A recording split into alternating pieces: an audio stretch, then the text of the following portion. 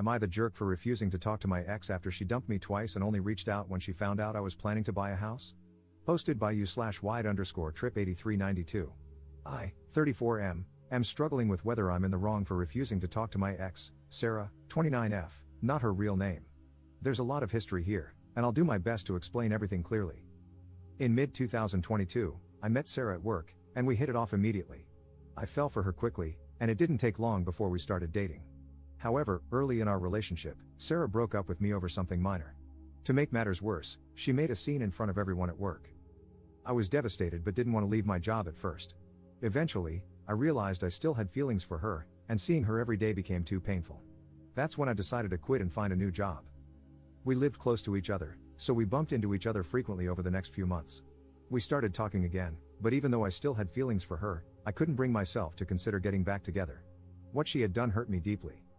After a couple of months, she told me she regretted breaking up with me over something so minor.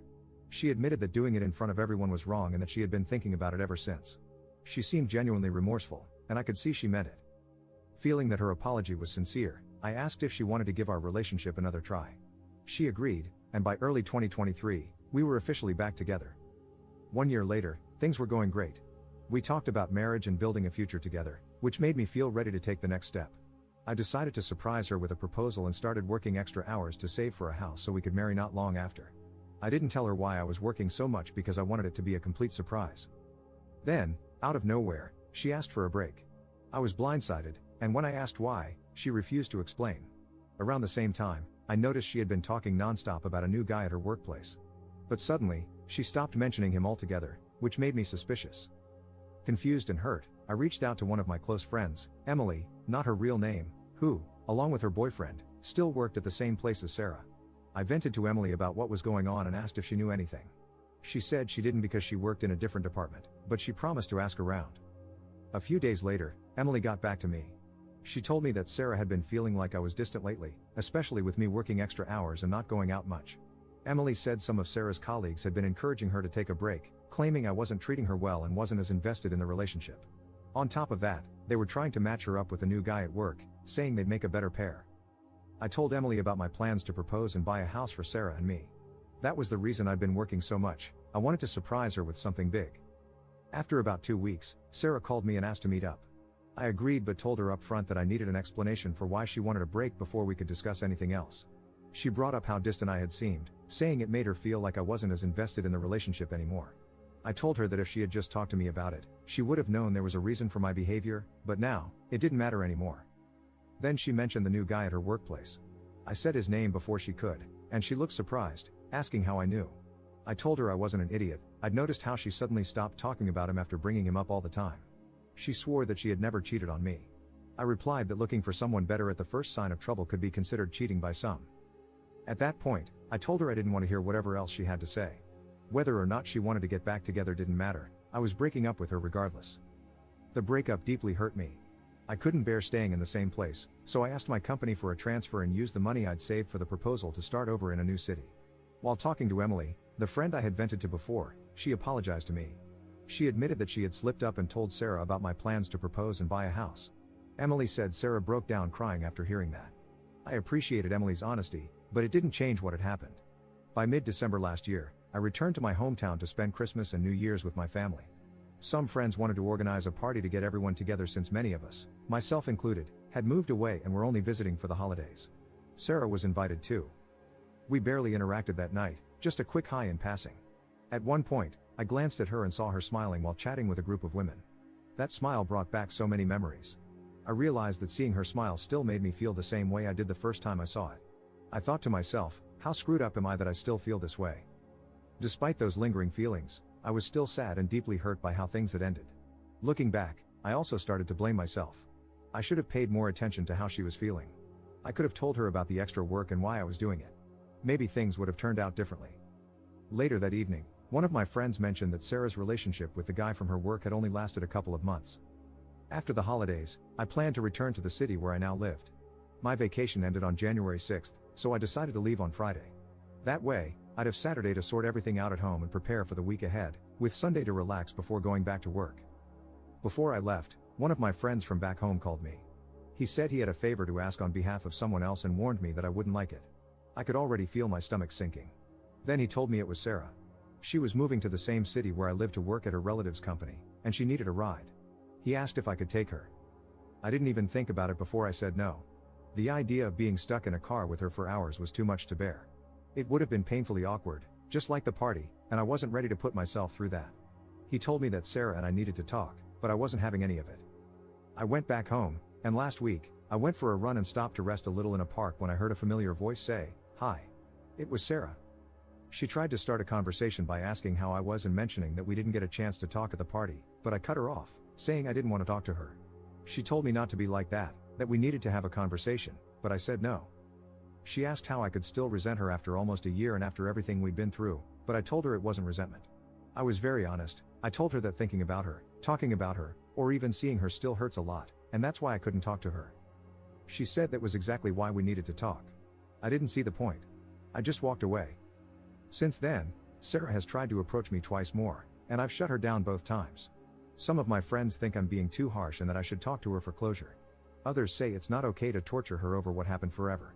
But that's not what this is about. I don't have any resentment or negative feelings toward her anymore. I even recognize now that I share some of the blame. But it still hurts. I can't talk to her because it's like reopening an old wound that never fully healed. So, am I the jerk for refusing to talk to her? Relevant comments. Commenter. Some people might say you need closure, but it seems like you've already processed much of the situation, and talking to her could just bring up more pain. You don't owe her anything, especially when it's affecting your well-being. You've already made it clear how you feel, and you're setting boundaries, which is important for healing. Ops response. That's what I think, but I don't know, sometimes I'm not sure. Commenter 2. Moving to your city, wanting a ride there where you're trapped in the car with her for hours, ignoring your rejections, and being persistent? Those are not the actions of someone who wants closure to move on. That is someone trying to wiggle their way back into your good graces. Ops response. Good point. Commenter 3. Once was a mistake, twice was a lesson, and a third time is just being stupid. That's like watching the same movie but expecting a different ending. Don't do it to yourself. Ops response. There won't be a third time. I was already sure about not going back to her, and your comments are helping me make up my mind about not talking to her. Additional information from Op after reading comments. Thank you all for your advice. I just want to clarify one thing. My friends are not calling or messaging me to say that I should talk to her, that's just the opinion of some of them when the subject was brought up. Update 6 days later. Hey everyone, I wanted to give an update and thank you all for your input. I took the time to read through every comment, and while I didn't respond to all of them, it was only because I didn't have anything to add. I'm truly grateful to everyone who shared their thoughts. It has been incredibly helpful. After reading everything and thinking it through, I've decided to stick to my decision not to talk to Sarah. Something I forgot to mention in my original post, though I did tell a few commenters, is that I blocked her everywhere after we broke up the second time. Over the last few days, it seems like her persistence has started to backfire. Some of our mutual friends, including the ones who initially told me I should talk to her, have become frustrated with her constant attempts to contact me. Apparently, they've started turning on her because of it. 3 days ago, Emily, the friend I vented to back then, made a post on social media about stalkers. She didn't name Sarah, but a lot of people picked up on what she meant. I've also seen several comments on my original post suggesting that Sarah might have been stalking me. Her job in the same city and her coincidental appearance at the park all line up with that theory. For what it's worth, I know her uncle owns a company here, so maybe that really is why she moved. But honestly, it's not my problem, and I'm not going to look into it. Things have been quieter. Friends have dropped the subject, and Sarah hasn't tried to reach out again. That is, until yesterday. I watched the UFC event with some coworkers. When it ended, I was heading to my car when my phone rang. It was one of our mutual friends calling. She said she had been talking to Sarah and asked if she could pass along a message. I sighed but told her to make it quick. The message was simple. Sarah said she understands why I don't want to talk to her. She promised she wouldn't try to reach out again but added that she still thinks we need to talk. She said the door is open if I ever want to. I told my friend I didn't have a message to pass back and asked her not to bring up Sarah again in our conversations. If what Sarah said is true, it's a relief, but I'm not holding my breath. I wouldn't be surprised if she tries something else. Maybe she thinks giving me space will make me go to her, but it won't. That chapter of my life is closed. Right now, I just want to focus on myself. I probably won't be dating anyone anytime soon. If there's one thing I've learned, it's that I need to get to know people better before jumping into a relationship. I've also been thinking about how loosely I use the word friend. That's another part of my life I need to rethink. Some of the people I've called friends have proven they don't have my best interests at heart. A few people suggested therapy in the comments, and I'll admit it's something I've been considering. For now, I'm giving myself time to heal on my own, But if I still don't feel right after a while, I will look into it. Thanks again to everyone who took the time to comment. Your advice has been a huge help in sorting all this out. Relevant comments. Commenter. This is exactly why monkey branching is a terrible dating practice. It's cheating with extra steps, that's why she keeps pushing. She knows what she did, just like she knows what she lost. Yet, ironically, she's too naive to understand that even if y'all got back together, you wouldn't look at her the same. That's totally understandable. Ops response. You're right, it would not be the same. Commenter 2. Good for you for holding to your boundaries. The moment she wasn't getting the amount of attention she wanted, she sought out a coworker to monkey branch too. It was cheating. She wasn't remorseful, as she immediately began a relationship with that guy. All she wants now is to act like she didn't cheat on you and rekindle your relationship. She's already proven that she will cheat with whoever shows her attention. That's not someone to be in a relationship with. Have you not dated since the breakup? Personally, that helped me get over my ex-wife, who cheated. It's been a year. There's someone special out there for you. Not every woman is like your ex. Good luck. Ops response. I've dated other women since the breakup, but nothing serious.